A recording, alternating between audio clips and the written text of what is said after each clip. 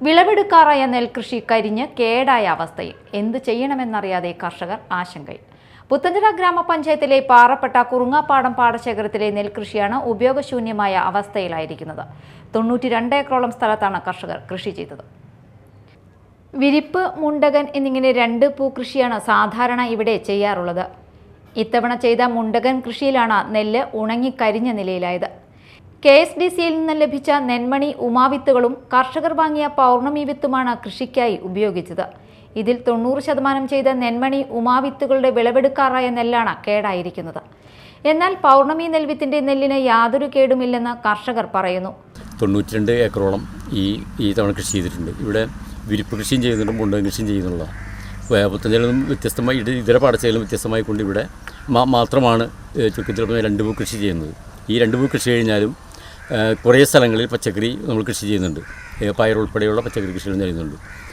ഈ തവണ ഈ മുണ്ടകൻ കൃഷിക്ക് തവണ ചെയ്തിട്ടുള്ളത് പൊന്മണിയും അതുപോലെ തന്നെ ഉമയും വിത്തുകളാണ്.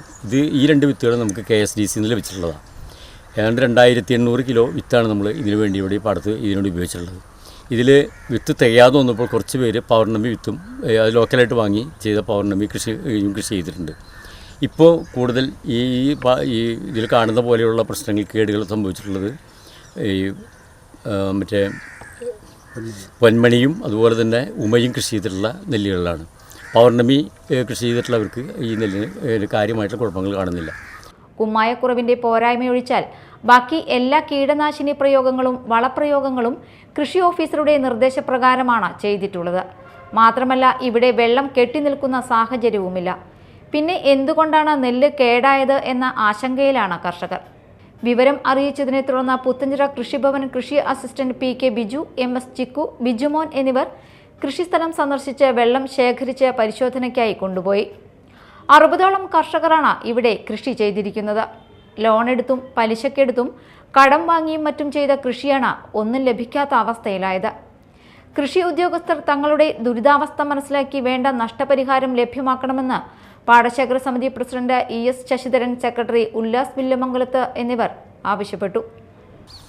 കർഷകരാകെ വല്ലാത്തൊരു അങ്കലാപ്പിലാണ് ഇവിടെ ഇപ്പോൾ വിഷമസന്ധിയിലാണ് നിൽക്കുന്നത്. കൊയ്യാൻ പോലും കൊടുക്കേണ്ട കാശ്, കൊയ്ത്ത് മെഷീന് കൊടുക്കേണ്ട കാശ് പോലും കൊടുക്കാൻ കഴിയില്ല. മാത്രമല്ല ഈ മഴ അധികരിച്ച് വന്ന സാഹചര്യത്തിൽ ഇപ്പോൾ കുറേ ഭാഗങ്ങൾ വിളഞ്ഞു കഴിഞ്ഞു. ആ വിളവ് വന്ന ഭാഗങ്ങളിൽ കൊയ്യാനായിട്ട് മെഷീൻ ഇറങ്ങാൻ പറ്റാത്ത സാഹചര്യം കൂടി നിലനിൽക്കുകയാണ്. ഞങ്ങളെ സംബന്ധിച്ചോളം ഞങ്ങൾക്ക് വളരെയധികം തുക ഈ മേഖലയിൽ അത് ലോണെടുത്തും കടം വാങ്ങിയും ഒക്കെ തന്നെ അത് വട്ടിപ്പലിശയ്ക്കടക്കം കടം വാങ്ങി കൃഷി ചെയ്യുന്ന ധാരാളം നെൽകർഷകരകത്തുണ്ട്. ഇതിൽ പാട്ടത്തിന് കൃഷി ചെയ്യുന്നവരുണ്ട്. അപ്പോൾ അവർക്കൊക്കെ തന്നെ വമ്പിച്ച സാമ്പത്തിക പ്രതിസന്ധിയിലാണ്. കുറേ കർഷകർ ഒരുപക്ഷെ ആത്മഹത്യയുടെ ഒരു വക്കീലത്തെ എത്തി നിൽക്കുന്ന സാഹചര്യമാണുള്ളത്.